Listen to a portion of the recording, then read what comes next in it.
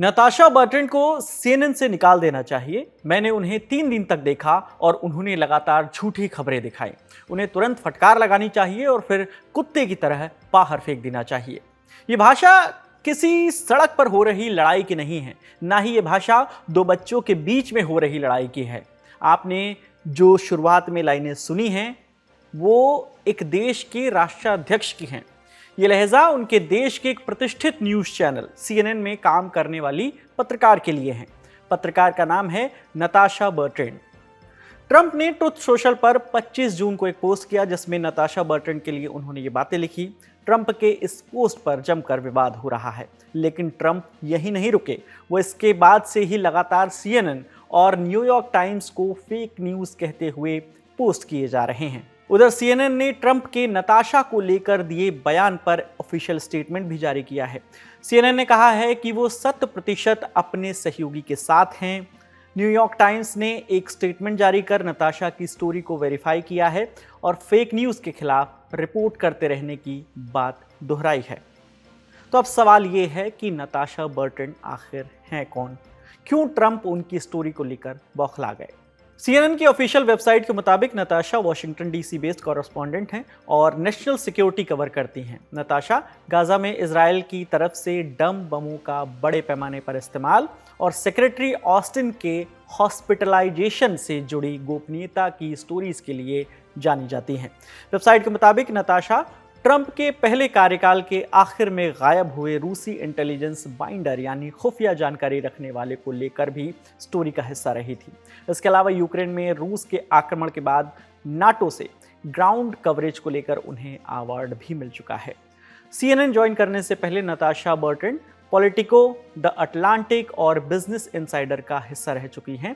यहाँ भी उन्होंने नेशनल सिक्योरिटी और पॉलिटिक्स बीट को कवर किया है।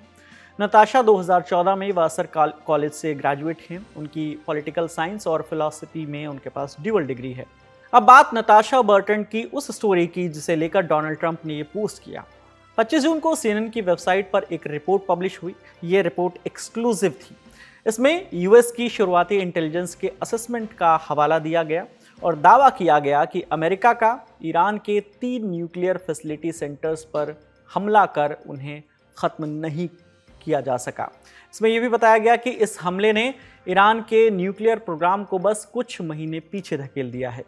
इसी खबर को लेकर ट्रंप अपने सोशल मीडिया प्लेटफॉर्म पर नताशा बर्टन और सीएनएन को लेकर उन्होंने कई पोस्ट किए जिसमें उन्होंने लिखा कि वो न्यूक्लियर साइट की स्टोरी में झूठ बोलकर हमारे देशभक्त पायलट को बर्बाद करने और बुरा दिखाने की कोशिश कर रही हैं। उन्हें फेक न्यूज़ सीएनएन में काम करने की अनुमति नहीं देनी चाहिए। ट्रंप के इस बयान पर अब सीएनएन का भी बयान सामने आया है। उन्होंने नताशा का समर्थन करते हुए कहा कि हम अमेरिका की ओर से ईरान के न्यूक्लियर फैसिलिटी पर किए हमले के शुरुआती इंटेलिजेंस असेसमेंट के आधार पर की गई रिपोर्टिंग के लिए 100% नताशा बर्टन और उनके सहयोगी के साथ खड़े हैं।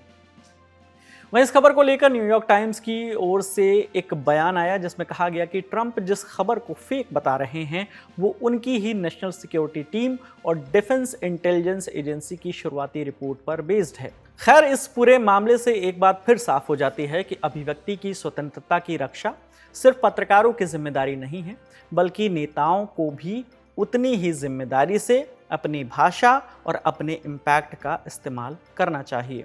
डोनाल्ड ट्रंप जैसे व्यक्ति जब प्रेस की स्वतंत्रता पर हमला करते हैं तो वो सिर्फ किसी एक पत्रकार या चैनल पर नहीं, बल्कि लोकतंत्र के उस स्तंभ पर चोट करते हैं जो सत्ता से सवाल पूछने का साहस रखता है। ट्रंप को समझना होगा कि ताकतवर होना और जिम्मेदार होना ये दोनों बातें साथ चलती हैं। आलोचना लोकतंत्र का हिस्सा है, लेकिन उसकी भाषा में जहर नहीं, समझदारी होनी चाहिए। सच का रास्ता अगर असहज भी लगे तो भी उसे कुचलने की कोशिश नहीं की जानी चाहिए, क्योंकि जब सच पर हमला होता है तो इतिहास गवाह है कि वो और भी निखर कर सामने आता है।